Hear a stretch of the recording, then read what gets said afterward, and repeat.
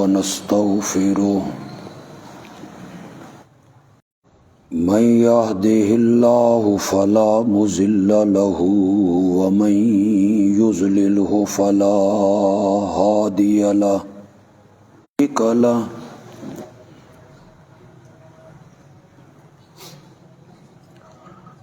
وأشهد أن محمدا عبده ورسوله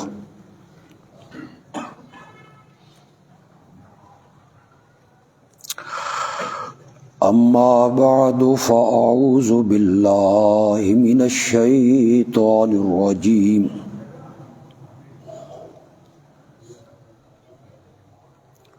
بسم الله الرحمن الرحيم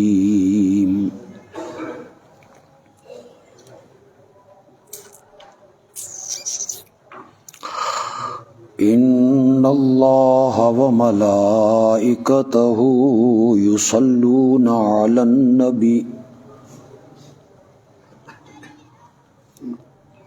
يا أيها الذين آمنوا صلوا عليه وسلموا تسليما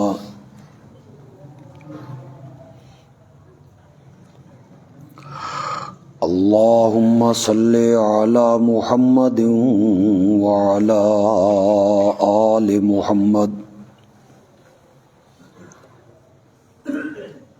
كما صليت على إبراهيم وعلى آل إبراهيم إنك حميد مجيد اللهم بارك على محمد وعلى آل محمد كما باركت على إبراهيم وعلى آل إبراهيم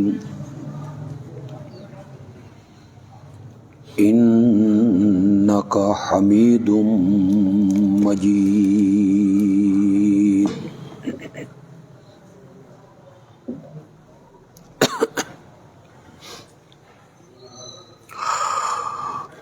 گزشتہ خطبے میں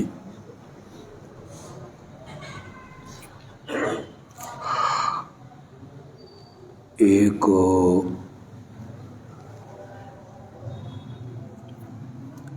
واقعہ اور نبی اکرم صلی اللہ علیہ وسلم کے ایک خواب کا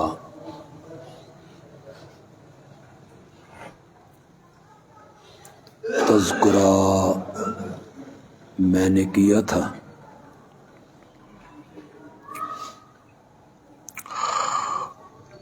اور اس ضمن میں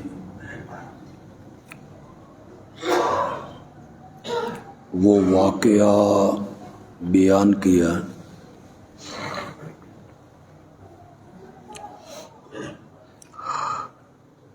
کہ جس طرح ایک مومن خود دعا مانگتا ہے،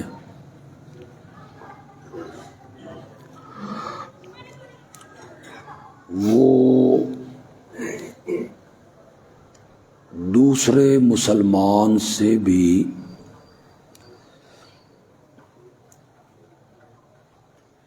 درخواست کر سکتا ہے کہ تو میرے لیے دعا کر۔ یہ آواز شواز کو نہیں اتنی، اس کو کون ہلاندہ رہندا تے کیا کرتے رہندے، ہے ہی کو نہیں آواز، ٹھیک کرو اس میں۔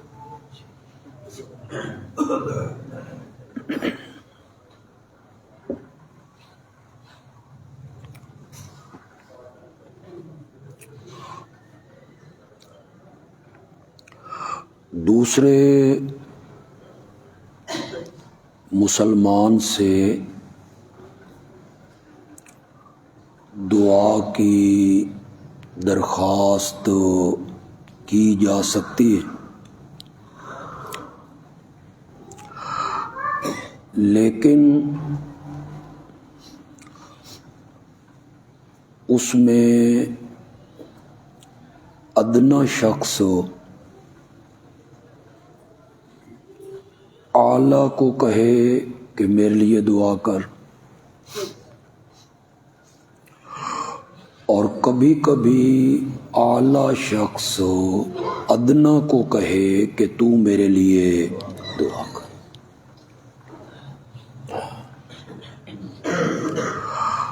مرید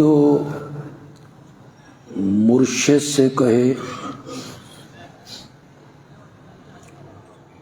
اور کبھی کبھی مرشد اپنے مریدوں سے کہے۔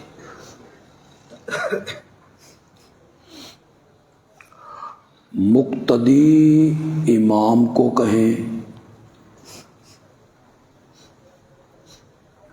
اور کبھی امام اپنے مقتدیوں سے کہے کہ میرے لیے دعا کرو۔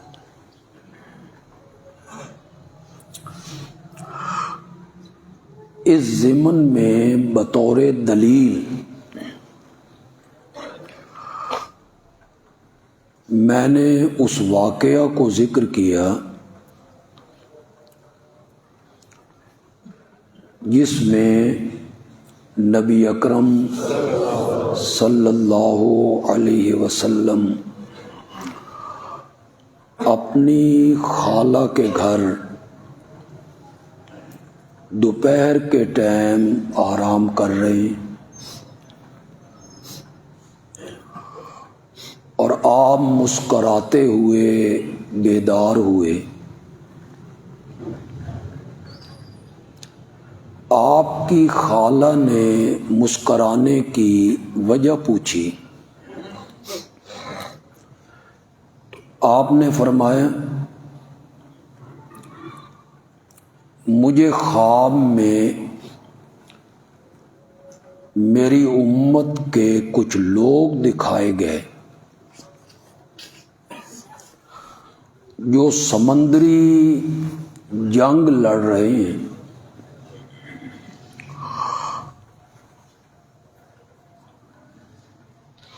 تختوں پر اس طرح بیٹھے ہوئے ہیں جس طرح بادشاہ تخت پہ بیٹھا ہوا۔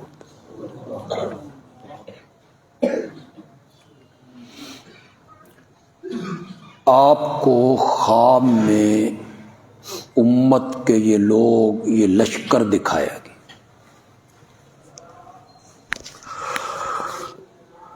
آپ نے فرمایا اول جیش من امتی یغزون البحر قد اوجبوا، میری امت کا پہلا لشکر جو بحری جنگ لڑے گا، اللہ نے اس پورے لشکر پہ جنت کو واجب کر دیا۔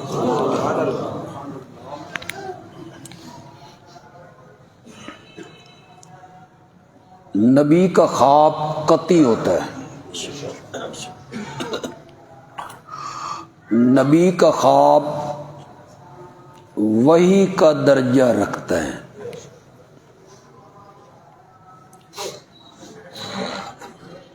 یہ خواب پھر آپ کی یہ پیشن گوئی، جنت کی بشارت،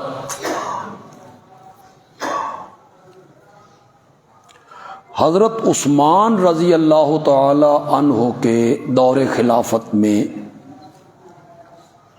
یہ لشکر روانہ ہوا قبرص کی طرف، اور اسی لشکر نے قبرص کو فتح بھی کر لی۔ اس بات میں کوئی ایک عالم بھی امت کا اختلاف نہیں کرتا، کسی کا اختلافی نوٹ نہیں، تمام محدثین اس بات پر متفق ہیں کہ یہ لشکر جس نے سب سے پہلے بحری جنگ لڑی، اس کا کمانڈر سیدنا معاویہ تھا رضی اللہ تعالی عنہ۔ اس پر تھوڑی سی گفتگو کرتا ہوں، لیکن اپنے ذرا موضوع کی طرف بھی آؤں۔ جب آپ کی خالہ نے یہ بات سنی نا، یہ بشارت، انہوں نے کہا ادعو اللہ لی ان یجعلنی منہم، یا رسول اللہ میرے لیے اللہ سے دعا کر دیجئے اللہ مجھے بھی ان لشکر والوں میں سے کر دے۔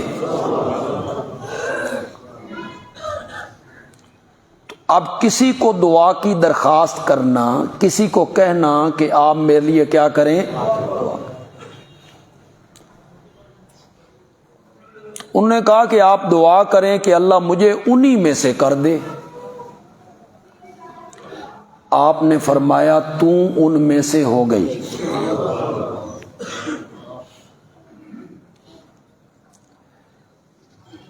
یہ بحری جنگ جب لڑی گئی تو آپ کی یہ خالہ ام حرام رضی اللہ تعالی عنہا اس جنگ میں شامل ہیں، اور وہ اس جنگ میں شہید بھی ہو گئیں، اونٹ سے گریں، کجاوے میں پھنس گئیں، اور انہوں نے اس جنگ میں جام شہادت نوش کی۔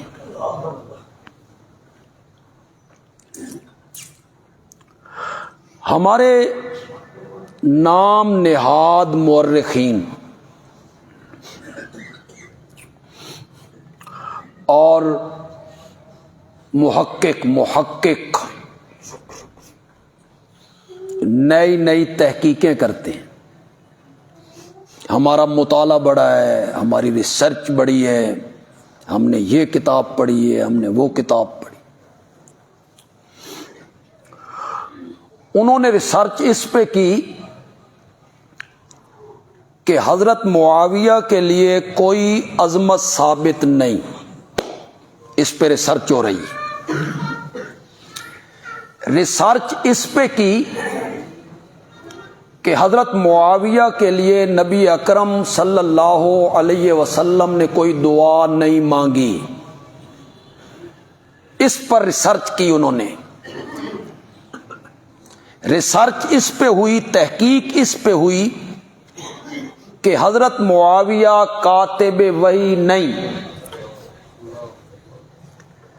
یہ سارے کیڑے نکالے انہوں نے، تنقید کی انہوں نے، کاتب وحی بھی نہیں، ان کے لیے عظمت بھی نہیں، کوئی آقا نے دعائیں بھی نہیں کی۔ یہ مانا کہ وہ صحابی ہے،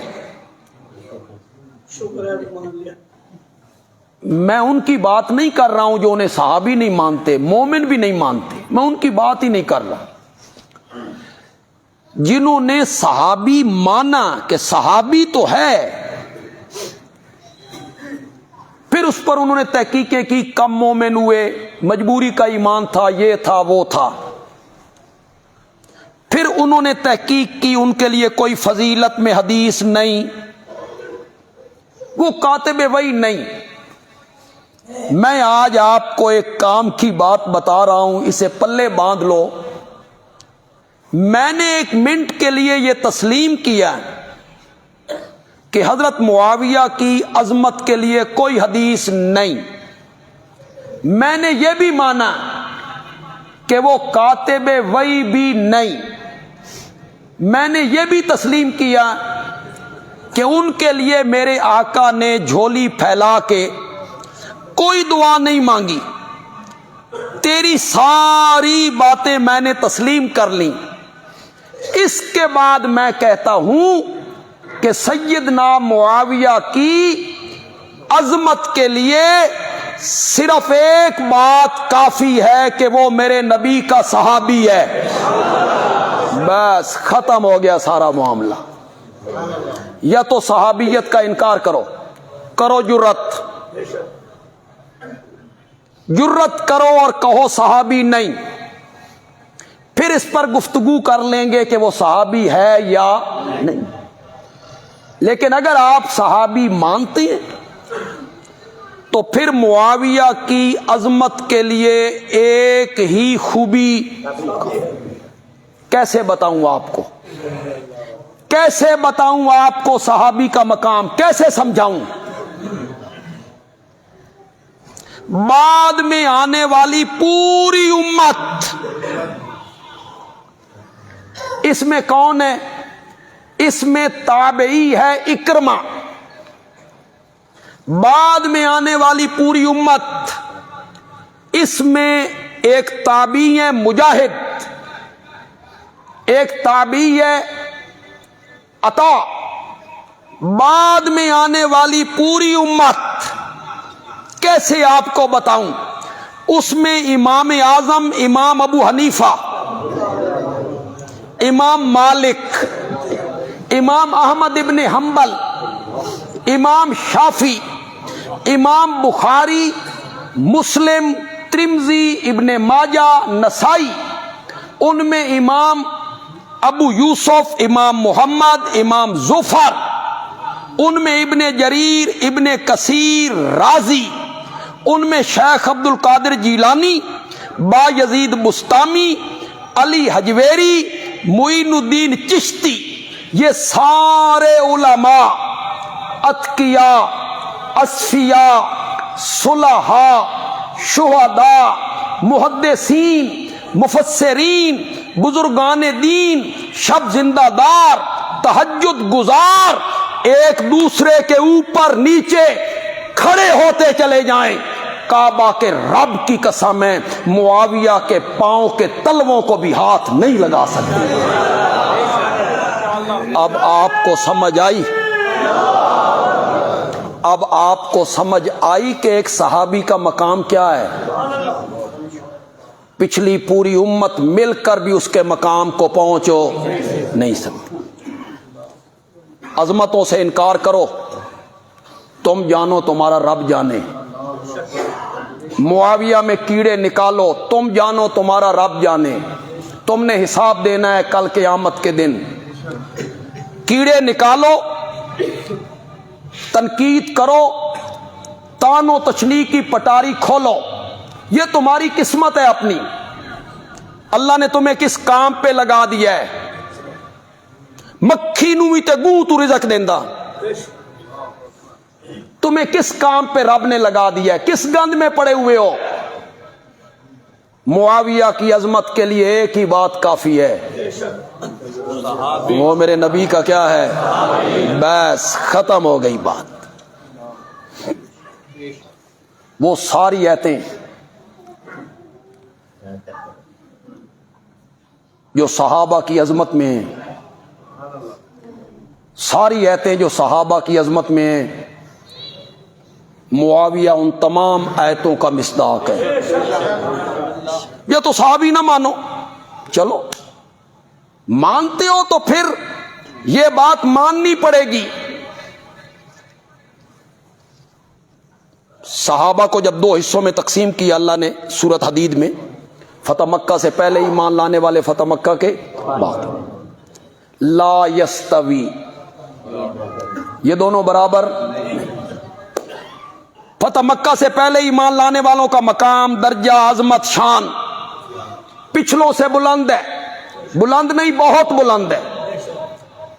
یہ 27ویں پارے میں سورۃ حدید میں میرے رب نے صحابہ کو دو حصوں میں تقسیم کیا، فتح مکہ سے پہلے ایمان لانے والے، فتح مکہ کے بعد ایمان لانے والے۔ پہلوں کا مقام پچھلوں کی نسبت بہت زیادہ ہے، بہت زیادہ ہے۔ یہ تقسیم کرنے کے بعد اللہ نے آگے کہا وَكُلًّا،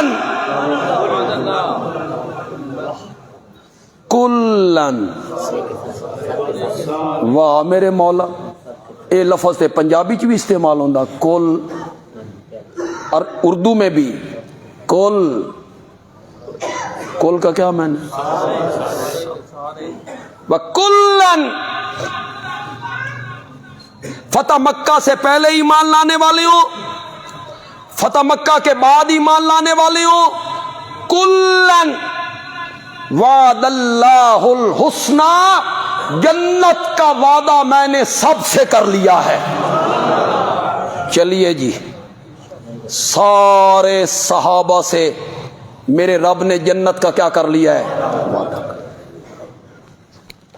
پڑھو 11واں پارہ آیت نمبر 100 سورۃ توبہ، 11ویں پارے کی ابتدائی آیتیں پڑھیے۔ اللہ نے پورے صحابہ کو گھیرا ہے۔ والسابقون الاولون من المہاجرین والانصار، رہ گیا کوئی؟ والسابقون الاولون من المہاجرین والانصار والذین اتبعوہم بإحسان، سارے مہاجر، مدینے کے سارے انصار، اور جو مہاجر نہیں، انصار نہیں، جنہوں نے ان کی پیروی کی، ایمان لائے، مہاجرین و انصار کی پیروی کی، رضی اللہ عنہم ورضوا عنہ، اللہ ان سے کیا ہو گیا ہے؟ زور سے بولو یار، وہ اللہ سے کیا ہو گئے؟ اعد لہم جنات تجری تحتها الانہار، اللہ نے ان کے لیے ایسے باغات تیار کر رکھے ہیں جس کے نیچے نہریں بہتی ہیں۔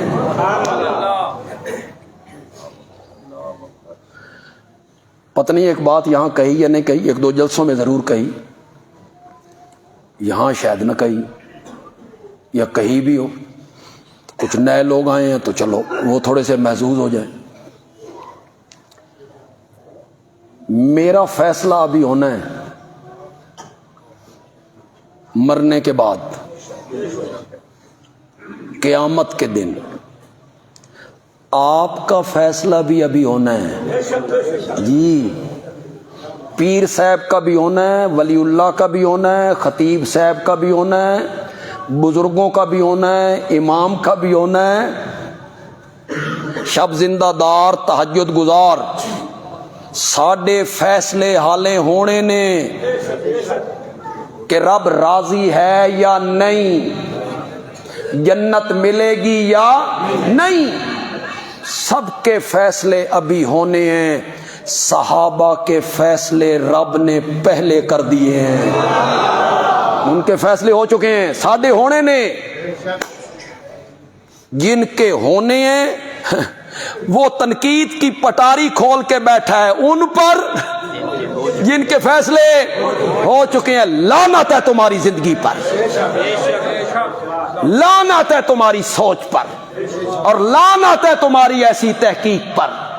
تو اپنی نہ بیڑ، جن پر تو تنقید کرتا پھرتا ہے ان کے فیصلے تو رب نے قرآن میں کر دیے ہیں۔ رضی اللہ ورضوا عنہ، اعد لہم جنات تجری تحتها معاویہ کی عظمت کے لیے ایک ہی بات کافی ہے کہ وہ میرے نبی کا کیا ہے؟ چلو کوئی خوبی نہ صحیح یار، تو نہیں مانتا تو نہ مان، کاتب وحی نہیں مانتا نہ مان، میرے نبی کے خط لکھ کے بادشاہوں کو بھیجے نہ مان، کوئی زور ہے، کوئی جبر ہے ہمارا، کوئی عظمت نہ مان، میرے آقا نے دعائیں نہیں کی، اور پاگل آدمی ایک صحابی کہتا ہے میں سحری کے وقت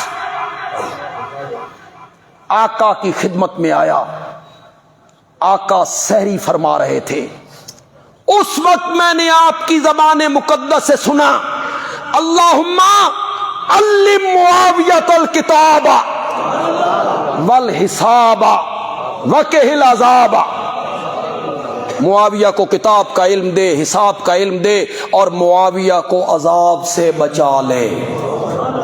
وقہ العذاب، وقہ العذاب۔ کیوں بھئی ہم شفاعت کے قائل ہیں کہ کوئی نہ؟ کل قیامت کے دن میرے آقا نے شفاعت نہیں کرنی؟ سب مومنوں کے لیے، گناہگاروں کے لیے نہیں کرنی؟ اللہ ہمارے نصیب میں کرے، اللہ آپ سب کے نصیب میں کرے۔ آقا لب کھولیں، شفاعت کیا ہوگی جی؟ کیا کہنا ہے میرے آقا نے؟ اور یہی ہوگی نا، مولا یہ عطا اللہ تیرا بندہ ہے، اس نے زندگی میں کچھ گناہ کیے ہیں، مولا میں دعا کر رہا ہوں، درخواست کر رہا ہوں، اس کو عذاب سے بچا لے۔ یہی ہے نا، اور کیا ہے؟ شفاعت دعا ہے، شفاعت میرے نبی کی درخواست ہے رب کے حضور کہ مولا اس نو عذاب تو بچا لے، عذاب تو بچا لے۔ میرے اور آپ کے لیے قیامت کے دن نبی پاک یہ شفاعت کریں گے۔ معاویہ تیرے نصیبے کا کیا کہنا، میرے نبی نے اسی زندگی میں تیرے لیے دعا کر دی ہے۔ وقہ العذاب، وقہ العذاب، مولا معاویہ کو عذاب سے بچائے۔ صحابی کا جو مقام ہے، اللہ اکبر۔ ایک بڑی شخصیت گزری ہے قرون اولیٰ میں، حضرت عمر ابن عبدالعزیز رحمت اللہ علیہ۔ لوگ انہیں خلیفہ راشد کہتے ہیں، عدل سے بھر دیا دنیا کو۔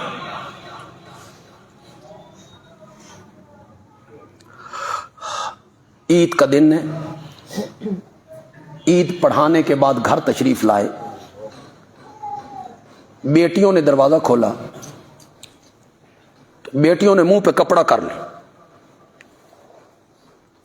اہلیہ سے پوچھا، یہ آج بیٹیوں نے مجھے دیکھ کے اپنے منہ پہ کپڑا کیوں کیے؟ اہلیہ نے کہا، گھر میں پکانے کے لیے کوئی چیز نہیں تھی، آج انہوں نے پیاز سے روٹی کھائی ہے۔ یہ چاہتی تھی کہ وہ پیاز کی بو ہمارے بابا تک نہ پہنچے۔ ہے امیر المومنین، کبھی امیر المومنین ایسے بھی ہوا کرتے، اللہ کوئی ہمیں بھی نصیب کر۔ کسی آدمی نے حضرت عمر ابن عبدالعزیز سے حضرت عبداللہ ابن مبارک سے پوچھا، میری بات غور سے سننی ہے، کس سے پوچھا؟ عبداللہ ابن مبارک سے۔ کیا پوچھا؟ حضرت معاویہ کا مقام بلند ہے یا عمر ابن عبدالعزیز کا؟ میرے مقابلے میں معاویہ کو نہ، آج کے کسی مومن کے مقابلے میں معاویہ کو نہ۔ ہاں، آج کا کوئی بزرگ، کوئی پیر، کوئی ولی، کوئی محقق نہ، کس کے برابر؟ عمر ابن عبدالعزیز۔ پوچھا کس سے جا رہا ہے؟ حضرت عبداللہ ابن مبارک سے۔ یہ کون ہے؟ یہ امام اعظم امام ابو حنیفہ کے شاگرد نے، بہت بڑا محدث ہے۔ خود امین کتنا ہے، اس کا جواب آپ سنیں گے تو پہلے اس کی امانت کا ذکر کروں، آپ کو پتہ چلے کہ جواب دیتے ہوئے اس نے امانت کو کتنا ملحوظ خاطر رکھا ہو۔ جا رہے ہیں، ایک مسجد کے باہر سے گزرے، نماز کا وقت ہوا، انہوں نے سواری گھوڑا باہر چھوڑا، نماز میں شامل۔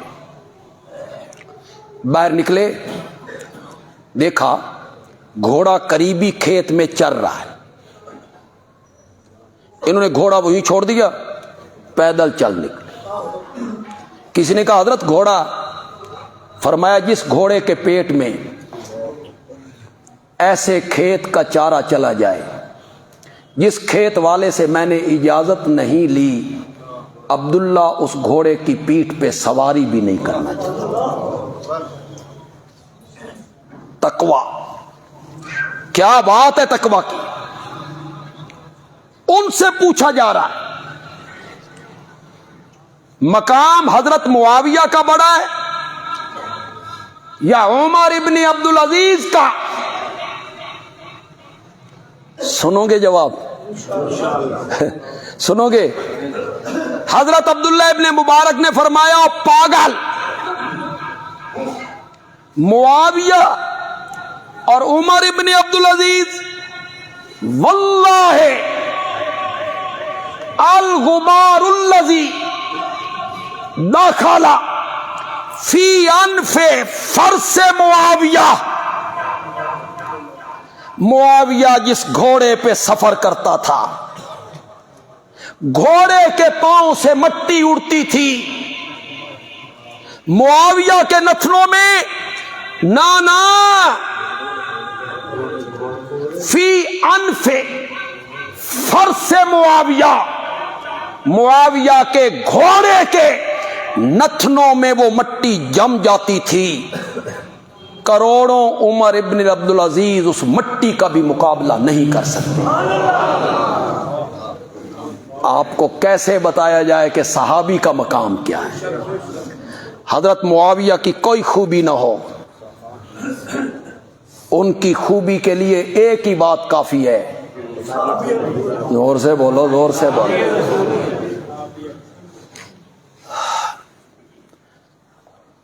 مجھے تو تعجب ہوتا ہے یار،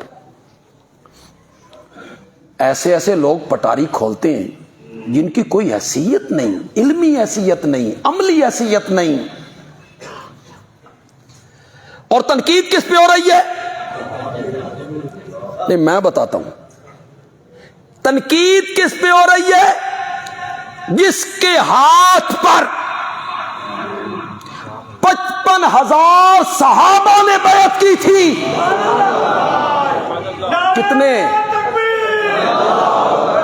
کتنے بولو، زور سے بولو، ان چیزوں کو چھپاتے رہتے ہو۔ 55,000 صحابہ نے اس کے ہاتھ پہ ہاتھ رکھا تھا۔ پتہ نہیں حال میں وہ امیر المومنین ہے کہ کوئی نہ۔ صحابہ سے بڑا مومن کون ہے؟ صحابہ کا امیر ہے،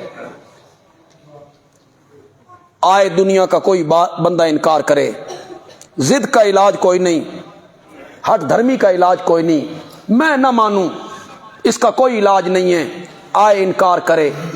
حضرت علی المرتضی رضی اللہ تعالی عنہ کے دونوں بیٹے حضرت سیدنا حسن اور حضرت سیدنا حسین رضی اللہ تعالی عنہما نے، ان دونوں نے معاویہ کے ہاتھ پر بیعت نہیں کی،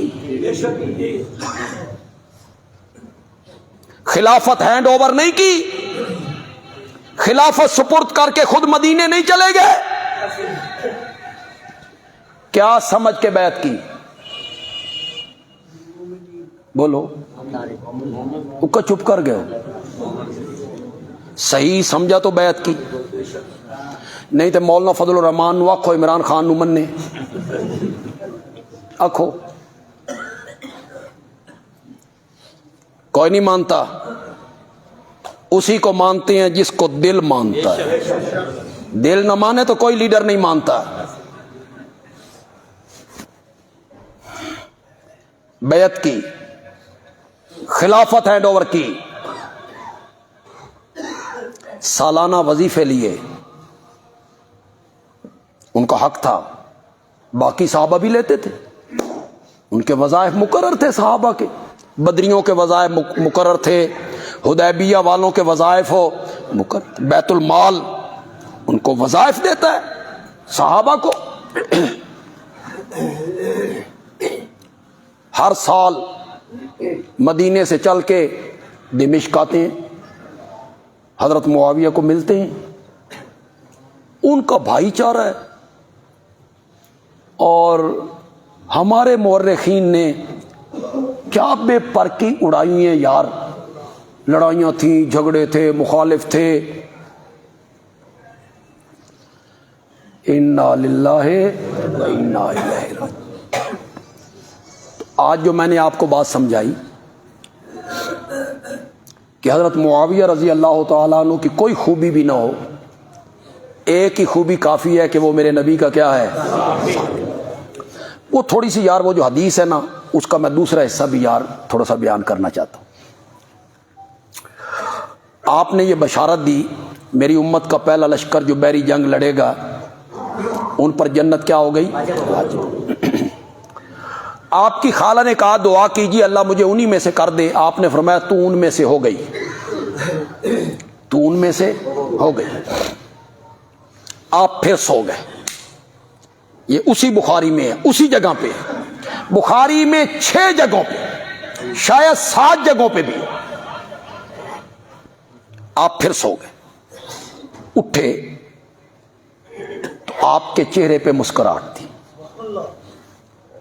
آپ کی خالہ نے پھر پوچھا کہ اب کیا ہوا؟ آپ نے فرمایا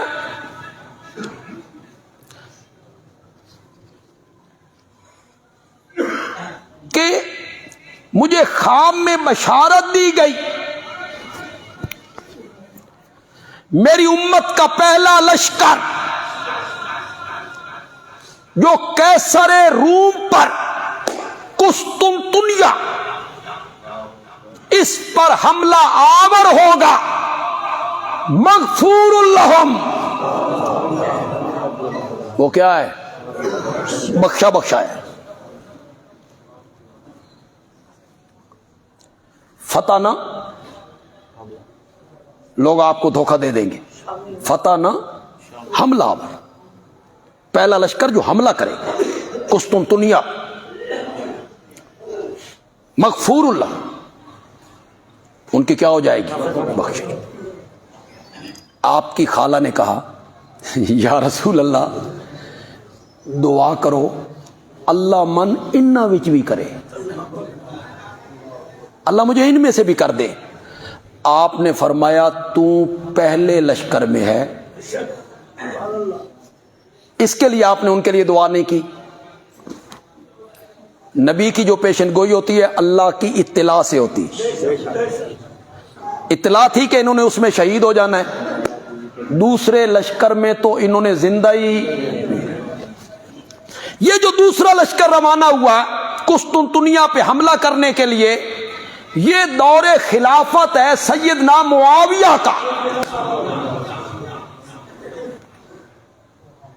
اس لشکر میں کون شامل ہے؟ حضرت عبداللہ ابن عمر، حضرت عبداللہ ابن عباس،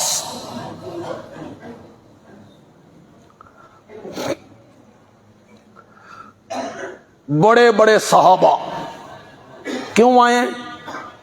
اس لشکر کے لیے میرے آقا نے کیا دی ہے، بشارت، یہ بخشا بخشایا ہے۔ ان میں آئے ہیں میرے نبی کا مدینے میں پہلا میزبان حضرت ابو ایوب انصاری، عمر ہے 80 سال، کتنی، 80 سال، وہ آئے۔ یہ نہیں بتاؤں گا کہ اس کا سپہ سالار کون تھا، لوگوں کے ماتھے پہ شکنیں بہت پڑ جاتی ہیں یار۔ حقائق سالار حضرت ابو ایوب انصاری کی بیمار پرسی کرنے کے لیے آئے۔ حضرت ابو ایوب انصاری نے سالار لشکر کو آخری وصیتیں کی، میرے جسم کو سمندر کی لہروں کے حوالے نہیں کرنا، ہنوت کر کے جہاں تک لے جاؤ لے جانا ہے، دفن کرنا ہے، رب مجھ سے پوچھے گا تو میں کہوں گا مولا میرا تو فوت شدہ جسم بھی تیرے رستے میں جہاد کرتا رہا تھا، سفر کرتا رہا تھا۔ حضرت ابو ایوب انصاری یزید کو کہتے ہیں میں تمہیں اپنے آقا کا ایک فرمان نہ سناؤں جو میں نے کسی کو نہیں سنایا، اور تم یہ فرمان آگے پہنچا دینا کہ سنائیے۔ حضرت ابو ایوب انصاری رضی اللہ تعالی عنہ نے فرمایا کہ میرے آقا نے کہا میری امت کا جو آدمی اس حال میں مر گیا کہ اس نے ساری زندگی اللہ کے ساتھ کسی کو شریک نہیں بنایا، دخل الجنہ، وہ کہاں جائے گا؟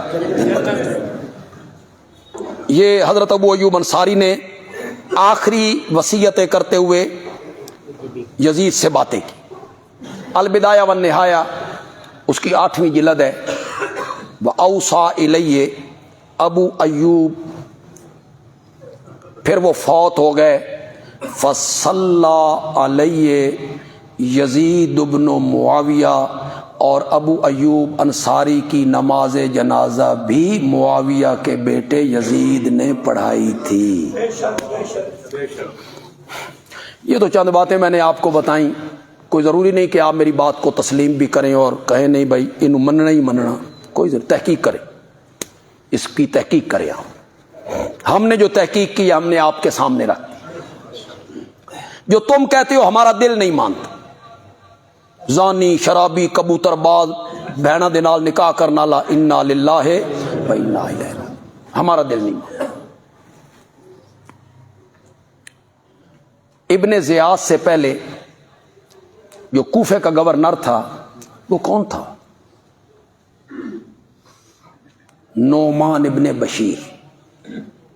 یہ نعمان ابن بشیر کون ہے؟ میرے نبی کے صحابی ہیں۔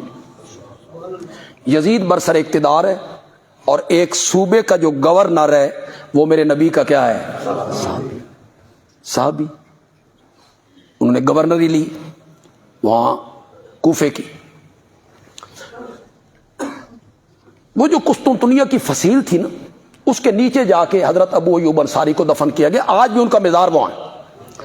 جو لوگ ترکی گئے، استنبول، آج کل قسطنطنیہ کیا کہلاتا ہے؟ استنبول۔ جو لوگ گئے ترکی استنبول، وہ حضرت ابو ایوب انصاری کے قبر پہ، مزار پہ لوگ جاتے ہیں۔ آج بھی قبر وہاں ہے اور اس پر یہ ساری رویداد لکھی ہوئی ہے، ان کے سرانے یہ ساری رویداد لکھی ہوئی ہے۔ یہ جب دفن کرنے لگے تو کلے کے اوپر سے، فصیل کے اوپر سے جو ان کا سالار تھا اس نے آواز لگا کیا کر رہے ہو؟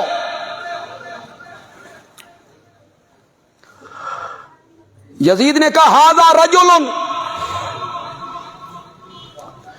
یہ جس شخص کو ہم یہاں دفن کر رہے ہیں یہ ہمارے نبی کا عظیم صحابی ہے، ان کا انتقال ہو گیا، ان کی نصیحت تھی، وصیت تھی، ہم ان کو دفن کر رہے ہیں۔ اس نے کہا تم دفن کر کے چلے جاؤ گے، ہم اس کی لاش کو نکالیں گے، قبر سے باہر پھینک دیں گے۔ یہ ہوتا ایسا ویسا، کہتا جو کرو تہاڈی مرضی ہے، اسی تے پھر دفن کرنا سی، کر کے ٹر جانا، تم قبر اکھاڑو یا جو کچھ کرو۔ نہیں، اپنے حکمرانوں کو ذرا دیکھو اور پھر اس کو دیکھو۔ اس کے جواب میں اس نے کہا قسطنطنیہ والو، یہ میرے نبی کا عظیم صحابی ہے، میں یہاں دفن کر کے جا رہا ہوں، اگر اس کی قبر کو کوئی نقصان پہنچا میں عرب کے اندر کسی عیسائی کو زندہ نہیں چھوڑوں گا، میں کوئی کنیسہ نہیں رہنے دوں گا، میں تمہاری عبادت گاہ کوئی نہیں رہنے دوں گا، اگر تم نے اس کی قبر کو نقصان پہنچایا تو. یہ جو جواب ہے جو اس نے دیا، یہ کس طرح کے لوگ ایسا جواب دیتے ہیں؟ میں پورے عرب میں کسی عیسائی کو زندہ نہیں چھوڑوں گا. کوئی تمہارا عبادت گانا نہیں چھوڑوں گا، اس کو گرا دوں گا. اگر تم نے نقصان پہنچایا مجھے عہد دو، ابھی عہد دو. انہوں نے عہد دیا کہ ہم کوئی نقصان نہیں پہنچائیں گے، تب یہ واپس آئے. دیکھیں ہمارے پڑوسی ہیں جی، اور ہمارے مسجد کے 5 وقت کے نمازی ہیں جی.